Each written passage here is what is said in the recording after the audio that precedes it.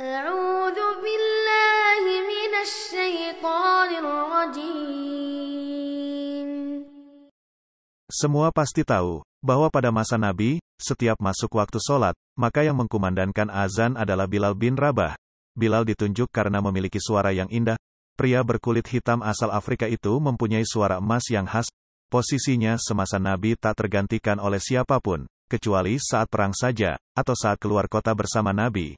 Karena beliau tak pernah berpisah dengan Nabi, kemanapun Nabi pergi. Hingga Nabi menemui Allah Ta'ala pada awal 11 Hijrah.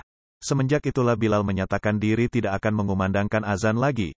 Ketika Khalifah Abu Bakar memintanya untuk jadi muazin kembali, dengan hati pilunan sendu Bilal berkata, "Biarkan aku jadi muazin Nabi saja, Nabi telah tiada, maka aku bukan muazin siapa-siapa lagi." Abu Bakar terus mendesaknya, dan Bilal pun bertanya, "Dahulu, ketika engkau membebaskanku dari siksaan Umayyah bin Khalaf, apakah engkau membebaskanmu karena dirimu apa karena Allah?"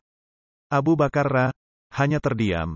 "Jika engkau membebaskanku karena dirimu, maka aku bersedia jadi muazinmu, tetapi jika engkau dulu membebaskanku karena Allah, maka biarkan aku dengan keputusanku."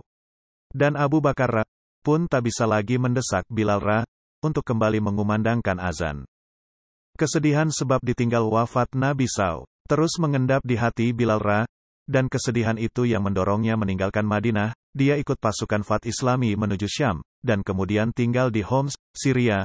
Lama Bilal tak mengunjungi Madinah, sampai pada suatu malam, Nabi SAW hadir dalam mimpi Bilal, dan menegurnya, "Ya Bilal, wa ma'ahazal jafa. Hai Bilal, kenapa engkau tak mengunjungiku? Kenapa sampai begini?" Bilal pun bangun terperanjat, segera dia mempersiapkan perjalanan ke Madinah, untuk ziarah pada Nabi. Sekian tahun sudah dia meninggalkan Nabi. Setiba di Madinah, Bilal bersedu sedan melepas rasa rindunya pada Nabi SAW. Pada sang kekasih, saat itu, dua pemuda yang telah beranjak dewasa, mendekatinya.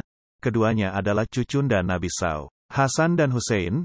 Sembari mata sembab oleh tangis, Bilal yang kian beranjak tua memeluk kedua cucu Nabi SAW itu. Salah satu dari keduanya berkata kepada Bilal, "Paman, maukah engkau sekali saja mengumandangkan azan buat kami? Kami ingin mengenang kakek kami."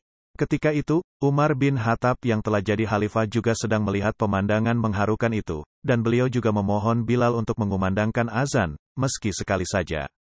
Bilal pun memenuhi permintaan itu. Saat waktu salat tiba, dia naik pada tempat dahulu biasa dia azan pada masa Nabi SAW masih hidup. Mulailah dia mengumandangkan azan. Saat lafaz Allahu Akbar dikumandangkan olehnya, mendadak seluruh Madinah senyap, segala aktivitas terhenti, semua terkejut, suara yang telah bertahun-tahun hilang, suara yang mengingatkan pada sosok nan agung, suara yang begitu dirindukan, itu telah kembali.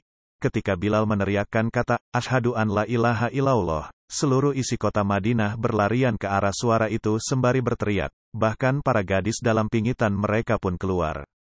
Dan saat Bilal mengumandangkan, "Asyhadu anna Muhammadan Rasulullah," Madinah pecah oleh tangisan dan ratapan yang sangat memilukan. Semua menangis, teringat masa-masa indah bersama Nabi. Umar bin Khattab yang paling keras tangisnya, bahkan Bilal sendiri pun tak sanggup meneruskan adzannya, lidahnya tercekat oleh air mata yang berderai. Hari itu, Madinah mengenang masa saat masih ada Nabi SAW. Tak ada pribadi agung